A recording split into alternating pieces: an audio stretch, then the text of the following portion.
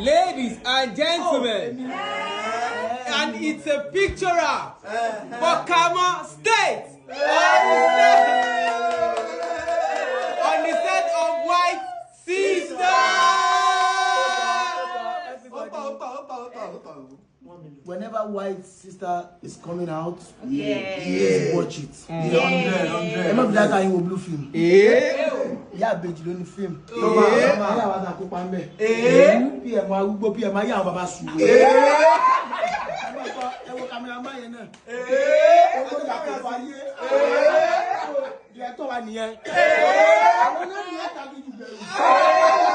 Ladies and gentlemen, actor one here. Make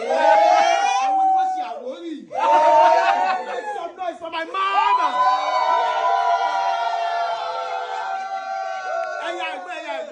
I want to tell you.